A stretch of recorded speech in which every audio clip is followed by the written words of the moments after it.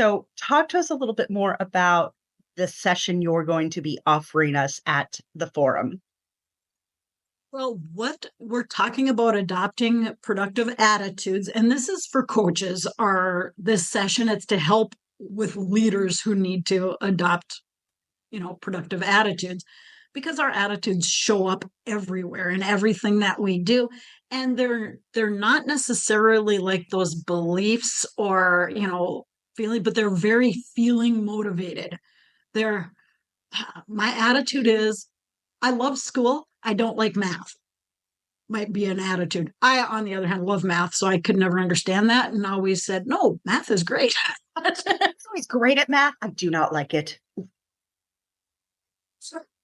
But looking at the I don't like math and saying, oh, how many opportunities has my not liking math like just made me avoid?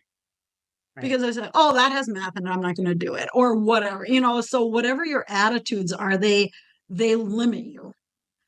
So being able to say, and it might be regarding people, I live in Minnesota and across the bridge we have Wisconsin, who generally has different rules than us. When I turned 18, I could drink in Wisconsin and couldn't drink in Minnesota. So right. Growing up, I had the attitude that, Wisconsin is kind of a lawless wasteland. No offense to our friends in Wisconsin out there. No offense, because when you think about it, those are the things that they're all reinforced by your experience, by strong feelings, those things. But they're opinions that aren't, they're getting some of that reinforcement that is not authentic because we're throwing out the evidence to the contrary. So being aware of our attitudes helps us manage them. And that is what we're going to talk about. So we're going to recognize the impact that attitudes have. We're going to hypothesize interactions between strengths and attitudes. We're going to identify a productive attitude. And just to give you a sneak peek, one of them is, and this is the one that gets the most pushback, everyone is doing their best. That's a productive attitude. Okay.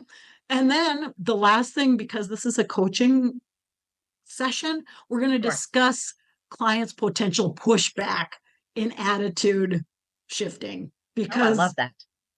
Because a lot of us say, yeah, but that's my strength. Why do you want to temper it? Or this is how I feel. Well, there is overuse patterns, right? There's overuse. So we definitely need to temper some of those things. That's interesting because I talk a lot about can you change someone? And there's a video that's been going around lately that says if you can't, it's a teacher trying to talk to her kids about saying kind things, right? And it says if they can't change it in 30 seconds, it's probably not worth commenting on. Right. If it's like, oh, hey, your shoe's untied. Oh, hey, this is done. But, if you're like, why is your hair that texture? Or why is it like there's certain things that you're just, you can't change them. So why be unkind about it kind of thing. And in my own personal relationships, I've talked about, accepting still annoying, but I'm going to accept that about you because I still find it annoying, which I will talk about probably in my keynote as well. But I talk about it like over and under with toilet paper. I am never, ever going to be okay with toilet paper. But I no longer walk into people's houses and change it for them.